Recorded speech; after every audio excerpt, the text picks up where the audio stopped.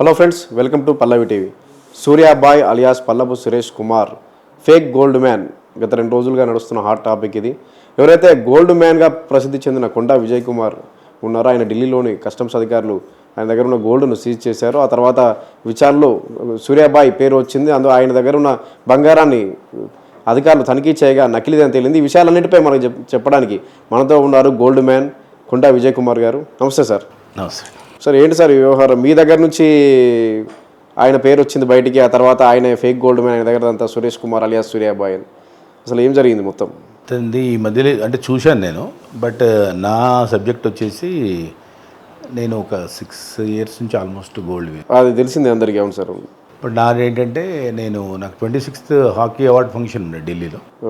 So నేను 27th Friday 26th evening ఇక్కడ నుంచి డిపార్చర్ 5:30కి ఫ్లైట్ ఉంటే నేను 4:10కి ఆ టైంలో నేను బోర్డింగ్ టైంలో అక్కడికి వెళ్ళాను. ఒక 10 minutes అటు ఇటు ఫోన్ మాట్లాడుతుంటే సిఎస్ఎఫ్ వాళ్ళు అబ్జర్వ్ చేసి వాళ్ళు ఐటీ వాళ్ళకి ఇన్ఫర్మేషన్ ఇచ్చారు. అందులో నాది ఒరిజినల్ గోల్డ్ అనేది స్కానింగ్ చేశారు. దెన్ తర్వాత ఐటీ వాళ్ళని కొన్ని క్వశ్చన్స్ అడిగి నా పాన్ కార్డు, ఆధార్ కార్డు అడిగారు. సాఫ్ట్ కాపీ, అదేం సీజింగ్ ఏముండదు, అది ఎక్కడైనా ఉంటుంది. తర్వాత దెన్ నా డిక్లరేషన్ తీసుకున్నారు, నేను ఇచ్చాను. ఇచ్చాక నేను మామూలుగా ఇంకేమన్నా కావాలా, ఏంటి ఇలా ఉంటుందని ప్రాసెస్ అంటే ఏంటి సార్ అంటే అన్నీ ప్రాపర్గా ఉన్నాయి అది అంటే వాళ్ళు ఒక ఆఫీసర్ చెప్పారు, ఎలక్షన్స్కి వే చేసి ఆపు దేకినా పడేగా ఒక మెసేజ్. ఎలక్షన్స్ అవుతున్నాయి కదా మన Hyderabad, one of the biggest platform for మన ఫ్లయింగ్ ప్యాసింజర్స్కి. సో అక్కడ నుంచి వాళ్ళకి డౌట్ వచ్చింది. సరే అన్నది. అక్కడ 7:55కి ఫ్లైట్ దిగుతుంది అరేవేల్. 7:50 అంటే నేను 10 minutesలో బయటకు వచ్చాను. అప్పుడు నేను అక్కడ ఉన్న ఎయిర్పోర్ట్, సారీ నాట్ కస్టమ్స్ అండి, వాళ్ళు ఇన్కమ్ ట్యాక్స్ ఆఫీస్. ఓకే. వాళ్ళు వచ్చేసి ఆఫీస్కి కూర్చు పూछने హమారా సాత్ చలియే ఉన్న వెంటనే నా బ్యాగ్స్ తీసుకున్నారు, నన్ను తీసుకెళ్లారు, వాళ్ళ ఆఫీస్లో కూర్చోబెట్టారు. పోయిన వెంటనే టీ చేశాక వాళ్ళ పై ఆఫీసర్ చెప్పిన విధంగా ఫస్ట్ నాది గోల్డ్ ఒరిజినల్ కాదని చెక్ చేయడానికి 2 hours పట్టింది. దెన్ డిన్నర్ అదో 1 hour. దాని తర్వాత ఫస్ట్ వాళ్ళు హ్యాండ్ ఓవర్ చేసుకున్నారు. తర్వాత నేను ఒరిజినల్స్ ఏమేమి ఉన్నాయి, బిల్స్ ప్రాపర్గా ఏం చూపించామో అవి రిలీజ్ చేశారు. మిగతా 1 kg వాళ్ళు సీజ్ చేసి అది మీరు నాకు నోటీస్ ఇస్తాను, అది ఇన్ టైంలో రావాలి, వచ్చేసి రిప్లై ఇచ్చేసి మీరు చేయండి అని చెప్పేసి. ఇప్పుడు హైదరాబాద్ నుంచి వెళ్ళేటప్పుడు ఇక్కడ అబ్జెక్షన్ చెప్పారని జరుగుతుంది, అదంతా ఫేక్ అంటే ప్రచారం. అబ్జెక్షన్ చెప్తే మనం వాళ్ళు ఒబే చేయాల్సిందే కదా. మనం అబ్జెక్షన్ చేస్తే వాళ్ళు ఢిల్లీకి వెళ్ళగానే అక్కడ ఇన్కమ్ ట్యాక్స్ అధికారులు మళ్ళీ ఆపారు. ఇక్కడ ఫస్ట్ హైదరాబాద్ మనకి ఎక్కడప్పుడే ఆపారని చెప్పి ఒకటి వస్తుంది. ఇక్కడ అడిగారు, ఆపడం కాదు, అంటే వాళ్ళు అడగడానికి మనం నించోవాల్సింది కదా, ఆపినట్టు లెక్క అవుతుంది. ఆపారు అంటే దాని మీనింగ్ వేరే, అడిగారు అని అడిగారు. దెన్ మనకు అక్కడ పోయాక అంటే ఫ్లై అంటే మనది అంటే ఇంకేదన్నా ఎమర్జెన్సీ ఉంటే ఖచ్చితంగా మన జర్నీనే ఆపేస్తారు. అలా కాకుండా మనం పంపించారు. మళ్ళీ యాజ్ యూజువల్ నా షెడ్యూల్ ప్రకారం వెళ్ళాను, మళ్ళీ వాళ్ళకి ఇచ్చాను, మళ్ళీ నా ఈవెంట్లో పార్టిసిపేట్ చేశాను, మళ్ళీ రిటర్న్ అయిపోయాను. ఇప్పుడు 1.4 సార్ 1 kilo బంగారం వాళ్ళు అంటే మీరు బిల్లులు చూపించకుండా ఏదో నోటీస్ అంటున్నారు కదా. కొద్దిగా తక్కువ 1 kg. ఇప్పుడు సూర్యాబాయ్ ఇప్పుడు ఎవరైతే ఆయన పేరు ఎలా వచ్చింది మరి బయటికి? ఆయన మీ విచారణలో ఆయనది వచ్చిందని చెప్పి ఒక ప్రచారం. అసలు మీకు పరిచయం ఉన్నారా ఈ సూర్యాబాయ్? పరిచయం ఉంది అంటే మిగతా అందరూ ఎంతో కొద్దిగా పరిచయం, అందరు కలిసి పరిచయం. కానీ ఆయన దగ్గర ఉన్న గోల్డ్ కూడా అంతా ఫేక్ అని చెప్పి అధికారులు. అవునవును, ఈ మధ్యలో నేను మీ న్యూస్ చూశాను, తనతోటి ఇక మాట్లాడమన్నా కుదరలేదు, మాట్లాడాలి. తను అదే ఫేక్ అనేది వింటున్నాను నేను. ఇక అన్ని ప్రధాన పత్రికలలో వచ్చింది, ప్రధాన టీవీలలో వచ్చింది. అంటే మీ ద్వారా ఇప్పుడు అంటే మీ విచారణలో ఆయన పేరు బయటకు వచ్చిందని, లేదంటే మామూలుగానే పోలీసులు కానీ ఇన్కమ్ ట్యాక్స్ అధికారులు కాబట్టి కొద్దిగా రిలేటెడ్ అనిపిస్తుంది. ఇక గోల్డ్ మ్యాన్ టాపిక్ ఉన్నప్పుడు ఇంకో గోల్డ్ మ్యాన్ గురించి అడగడం జరిగింది. ఇప్పుడు మొత్తం 5 కిలోల బంగారాన్ని ఇప్పటికీ ఢిల్లీకి వెళ్ళేటప్పుడు కూడా అదే 5 కిలోల బంగారం వేసింది. ఎవరిది? నాదే. మీ ఒంటి మీద 5 కిలోల బంగారం. 5 కిలోలు లేదు, 5 కిలోలు మీరు అంటున్నారు, కానీ చాలా సార్లు మీరు వెళ్ళి ఉంటారు ఇప్పుడు విదేశాలకు కూడా. అదే ఒకటి, నేను చాలా సార్లు ఉంటాను, కానీ ఎప్పుడు లేదు. ఈసారి ఎందుకు ఢిల్లీలో? ఎలక్షన్స్ ఉన్నాయి కదా ఇప్పుడు, మన బిగ్గెస్ట్ స్టేట్స్లో ఉన్నాయి 5 రాష్ట్రాలలో. మన హైదరాబాద్ అంటే మనదే ఒక పెద్ద ఇమేజ్ ఉన్న టౌన్. ఇక్కడ నుంచి ఫ్లై అయ్యే వరకు వాళ్ళకి డౌట్ వచ్చినట్టుంది, ఇతను ఇక్కడ నుంచి ఏమైనా రేట్స్ తగ్గాయి కదా, ఏమైనా కొనుక్కొని గిఫ్ట్ ఎవరికైనా ఇస్తుండ్రా, రకరకాల వాళ్ళ ఆలోచనలు, రకరకాల క్వశ్చన్స్. వాళ్ళు ఆఫీసర్స్ కాబట్టి డిఫరెంట్ పీపుల్, రకరకాల మనుషులు జర్నీ చేస్తారు, రకరకాల వెరైటీ ఇష్యూస్ ఉంటాయి.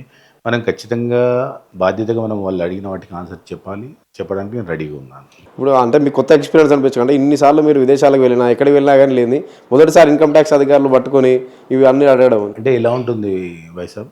మనము కారు ఉంటాం, కొన్నాక జర్నీ చేస్తుంటాం ఏదో ఒక రోజు ఏదో ఒక దానికి సంబంధించిన రెస్పాన్సిబిలిటీ ఆఫీసర్ ఖచ్చితంగా సార్ మీ కార్డు చూపించండి అని లైసెన్స్ చూపించండి అలా నాకు తెలుసు ఏదో ఒక రోజు ఐటీ వాళ్ళు నన్ను అడుగుతారు ప్రిపేర్ ఐటీ వాళ్ళ కోసం కాదు మనది మనం ఇప్పుడు గోల్డ్ ఉన్నప్పుడు మనం ప్రిపేర్ కావాల్సింది సంబంధించిన బిల్స్ ఏదో ఒక రోజు జరగాల్సింది అది ఇవాళ లాకుండా లాస్ట్ ఇయర్ జరగాల్సిందో నెక్స్ట్ ఇయర్ ఈ రోజు 2025 జరగాల 24లో జరగాలి 26లో జరగాలి 20 భగవంతుడు నిర్ణయిస్తారు ఆఫీసర్స్కి నేను ఏదో ఒక రోజు ఆన్సర్ చెప్తే నాకు క్లారిటీ కదా.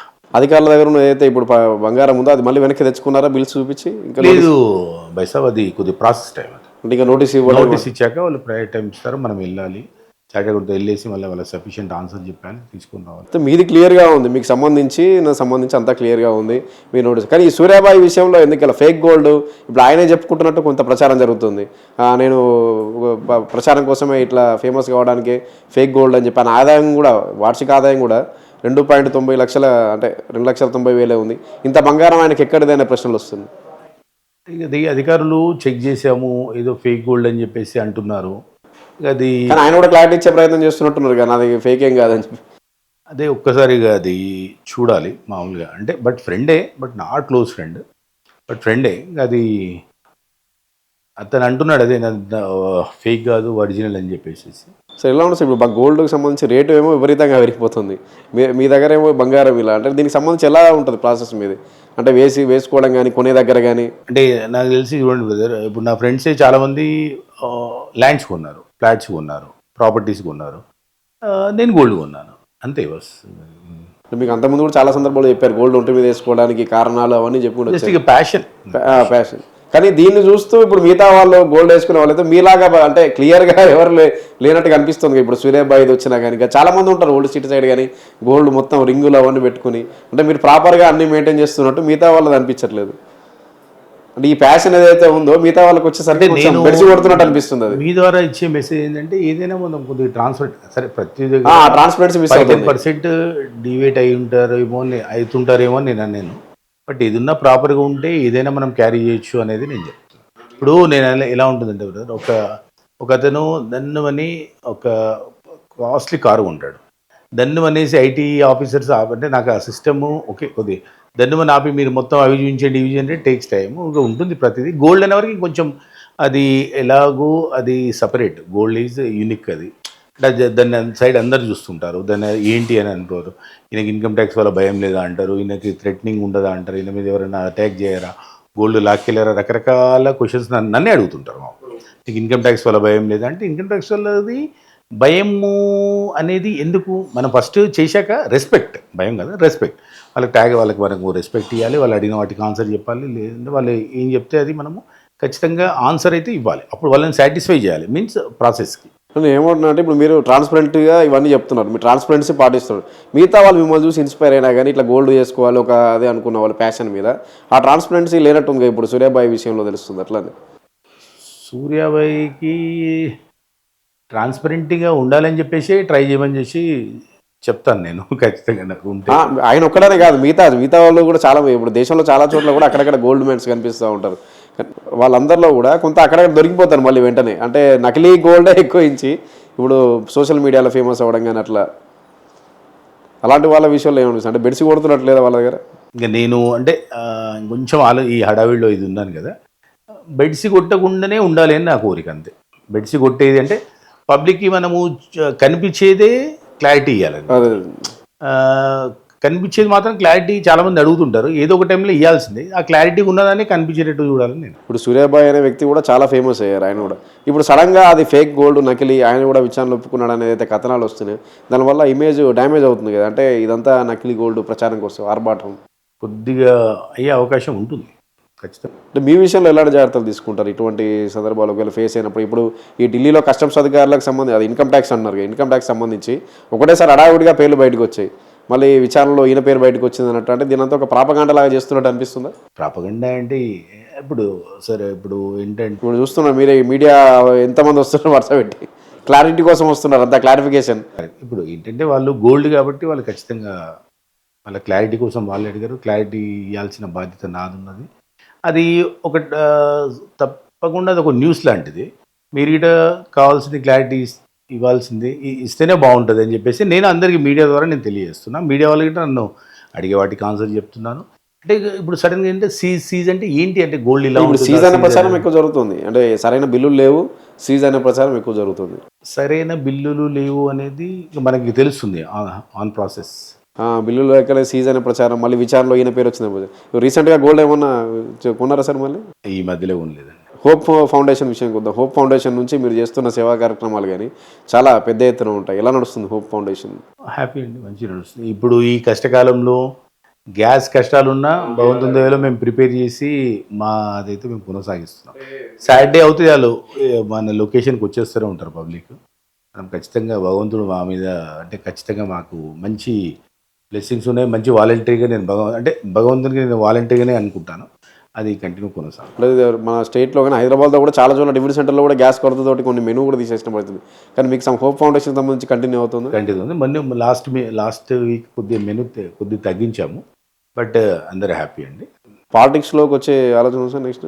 ఇప్పుడైతే ఇంకా చూద్దాం. ఇప్పుడు పెద్ద ఆలోచన అంటే మీ మీద ఫోకస్ ఇప్పుడు పడింది కాబట్టి మా దగ్గర ఉన్న ప్రజాప్రతినిధులు చాలా మంచి వాళ్ళే ఉన్నారు. వాళ్ళతోటి ప్రజలు హ్యాపీగానే ఉన్నారు.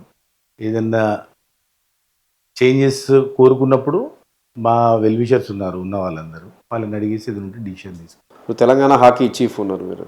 హాకీకి సంబంధించి ఎలాంటివి ఉన్నాయండి ఇప్పుడు? హాకీ అంటే మన ఇప్పుడు గవర్నమెంట్ చాలా అవార్డ్స్ కూడా వెళ్ళారు. అవార్డ్స్ తోటి తెలంగాణ హాకీ అనేది కొద్దిగా వీకే ఉంది. ఎందుకంటే మనకు టర్ఫ్ మీన్స్ మట్టి మీద కాకుండా దానికి ఒకటి టర్ఫ్ అని ఉంటుంది, ఐడియా ఉంటుంది, మ్యాట్ లాగా. అది మన గవర్నమెంట్ లక్కీగా మా హాకీ ఇండియా వాళ్ళు సపోర్ట్తో మన గవర్నమెంట్ వాళ్ళు కంప్లీట్ ప్రస్తుత గవర్నమెంట్ చాలా గ్రేట్ అండి. 2 కొత్త టర్ఫ్లు ఏం చేసి మనం ఇంటర్నేషనల్స్ చేసాం. ఇంటర్నేషనల్స్ నాట్ నేషనల్స్ 8 కంట్రీలు వచ్చాయి, 8 దేశాలు. అంటే ఇక్కడ క్వాలిఫై అయిన వాళ్ళకి మళ్ళీ నెదర్లాండ్స్లో చాలా చాలా మంచి ఈవెంట్ అయిందండి. మళ్ళీ ఫ్యూచర్లో ఇక్కడ మంచి మంచి ఈవెంట్ చేయడానికి మన హాకీ గ్రౌండ్ ఇక్కడ రెడీ అయి ఉన్నది. పిల్లలవి మన జాతీయ క్రీడ ఖచ్చితంగా హాకీ సైడ్ ఉండాలి. హాకీ ఫిట్నెస్ వేరు ఉంటుంది. చూడండి మీరు క్రికెటర్ ఫిట్నెస్ చూడండి, హాకీ అనేది అసలు చెప్తున్న గ్రౌండ్ అక్కడి నుండి ఇక్కడికి రన్నింగే ఉంటుంది. క్రికెటర్కి ఏంటంటే బ్యాటింగ్ ఆడేటప్పుడే మూమెంట్ ఉంటుంది. అంటే చెప్తున్న హాకీ సైడ్ చాలామంది మన దగ్గర అంటే మన ఇండియాలో మిగతా స్టేట్స్లో బాగా క్రేజ్ హాకీ. తెలంగాణ మీద హాకీని బాగా స్ట్రెంథెన్ చేయాలని చెప్పేసి ఆలోచన ఉంది. దానికి ప్రభుత్వం సహకరిస్తుంది, అధికారులు స్పోర్ట్స్ అధికారులు బాగా సహకరిస్తున్నారు. మా అసోసియేషన్ బి దాన్ని స్ట్రెంథెన్ చేయడానికి మేము ఖచ్చితంగా కృషి చేస్తాం. ఇప్పుడు గ్రామాల్లో కానీ ఇప్పుడు క్రికెట్ అంటే పల్లెకి వెళ్ళిపోయింది. అలా హాకీకి సంబంధించి ఏదైనా డిసిషన్ అదే ప్రయత్నం చేస్తున్నాము. మండల స్థాయిలో గ్రామ స్థాయిలో చేస్తున్నాము. ఇప్పుడు school to school canvassing next plan చేస్తున్నాము. ఈ సమ్మర్లో క్యాంప్స్ టోర్నమెంట్స్ అన్నీ అవుతుంటాయి. బాగా కొంచెం మనకు గచ్చిబౌలిలో గ్రౌండ్ కావడం మనకు చాలా అడ్వాంటేజ్. హాకీ లవర్స్కి మాత్రం చాలా అంటే చాలా గుడ్ న్యూస్ అది. ఇప్పుడు చివరిగా ఈ ఇష్యూ వచ్చింది కాబట్టి మెరిసేదంతా బంగారమేనా అనేది ఒక టాపిక్ నడుస్తుంది. ఇక చూడండి హైదరాబాద్ ఎయిర్పోర్ట్లో బంగారం అయింది, ఢిల్లీలో బంగారం అని. అది ఇప్పుడు వాళ్ళు పాపం ఫేక్ గోల్డ్ తీసుకొని నేను టెన్షన్ పడను, వాళ్ళకి అవసరం లేదు. వాళ్ళు ఫస్ట్ చెక్ చేసేటప్పుడు ఫేక్ గోల్డ్ అని టెన్షన్ పడ్డారు వాళ్ళు. ఇప్పుడు నన్ను వాళ్ళు అందరు చూడము ఫేక్ గోల్డ్ అంటే అది అనవసరంగా వాళ్ళకి ఒకటిలాగా అయిపోతుంది. మామూలుగా అది గోల్డ్ ఒరిజినల్. ఫేక్ గోల్డ్ అంటే ఇప్పుడు నాకు అంత ఆలోచన లేదు. నేను ఫేక్ గోల్డ్ వేసేసుకొని గోల్డ్ అంటేనే మనకి ఒక అందరి దృష్టిలో ఒక అంటే అది దానికి ఇక మనం ఒక డివైన్. అది గోల్డ్ అంటేనే ఒక మనకు ఒక గౌరవం. అనేది గోల్డ్ దానికి తోటి మనం ఆడుకోవడం కరెక్ట్. కానీ మీ విషయంలో మెరిసేదంతా బంగారమే, కానీ మిగతా వాళ్ళ విషయంలో కాదండి. మిగతా అనేది కాదు ఈ మధ్యలో అదే ఒక 1% కానీ మిగతా అది తను గిట ఏదో ఉంది అది అంటూ చూడాలి. మామూలు తెలంగాణ హాకీ చీఫ్ కాకుండా ఇంకా మిగతా స్పోర్ట్స్కి సంబంధించి ఎటువంటి వాటిలో స్విమ్మింగ్ అసోసియేషన్తో రిలేటెడ్ అయి ఉన్నాను, మాస్టర్స్ అథ్లెట్స్ రిలేటెడ్ అయి ఉన్నాను. మిగతా స్పోర్ట్స్ గిట్ట నా దగ్గరికి వచ్చిన వాళ్ళకి నేను ఎంకరేజ్ చేస్తుంటాను. స్పోర్ట్స్ అనేది నాకు చాలా ఇంట్రెస్ట్. స్పోర్ట్స్ సైడ్ ఉంటాను. స్పోర్ట్స్ సైడ్ ఇంట్రెస్ట్ ఉండి వెళ్ళలేకపోయే వాళ్ళకి నేను కొద్దిగా సపోర్ట్ చేస్తుంటాను నా సైడ్ నుంచి. Okay sir, thank you.